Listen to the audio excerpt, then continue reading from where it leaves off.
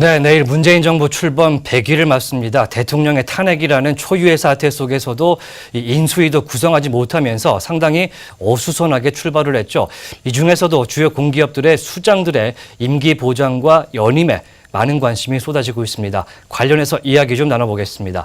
세계일보의 자매지죠. 세계파이낸스의 주형연 기자와 함께합니다. 네, 안녕하십니까? 네, 현재 우리나라 금융 관련 공기업들이 상당히 많은 걸로 아는데 지금 CEO들의 현황이 어떻습니까? 네, 현재 금융공기업 CEO 인사 대상자로는 예. 산업은행, 기업은행, 한국거래소, 예금보험공사, 주택금융공사, 자산관리공사, 신용보증기금 등이 있습니다. 예. 이들은 모두 지난 정부에서 CEO가 교체된 곳들입니다. 이 중 김재천 주택금융공사 사장은 올해 10월이 임기 만료입니다. 네.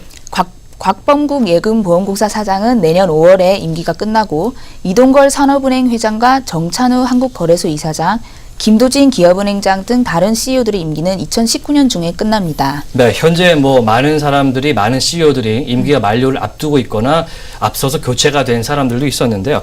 최근에 문재인 정부 들어서 교체가 예상되는 금융 CEO가 있을까요? 네, 아무래도 박근혜 정부 인물로 분류되어 온 CEO들이 대상자로 거론되고 있는데요. 예.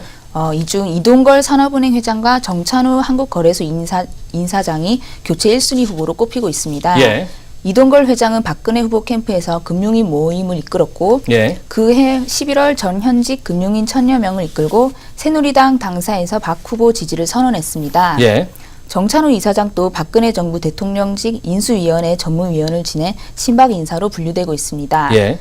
새누리당 수석전문위원을 역임한 김기욱 기술보증기금 이사장과 김재천 주택금융공사 사장, 곽범국 예금보험공사 사장도 교체 대상으로 거론되고 있습니다. 예. 현재 수장이 공석 상태인 수협은행과 SGI 서울보증 역시 차기 인선에 있어 정부 영향을 받을 것으로 관측됩니다. 예, 역대 정권마다 새로운 금융 공기업 CEO들을 임명을 하면 코드 인사다, 낙하산 인사다 이런 논란들이 있었습니다. 왜 논란이 되고 있을까요? 네, 일반적으로 정권이 바뀌면 예. 이전 정권의 색채를 띤 인물들을 배제하고 새로운 인물들로 다시 교체가 되는데요. 예. 정권 초기에는 코드에 맞지 않는 인사가 스스로 용퇴하거나 교체되는 게 일반적이었습니다. 예. 이는 정권 창출에 공헌한 인사들에 대한 보온 인사로 낙하산이 내려오기 때문인데요. 예. 보여주기식 내부 조직 개편인 셈이죠. 네네. 역대 정부에서 공공기관이 보온 인사의 서식조로 전락한 것은 공공연한 사실로 자리매김했습니다. 그렇습니다. 예. 네.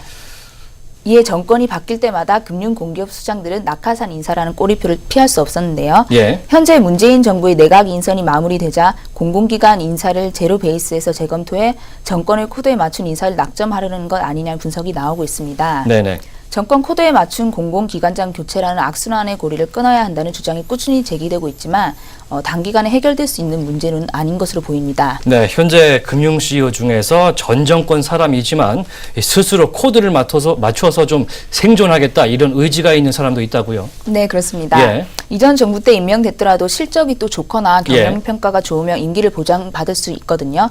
그래서 이제 곽범국 예금보험공사는 지난 5월 비정규직 근로자의 정규직 전환 계획을 발표했습니다. 예.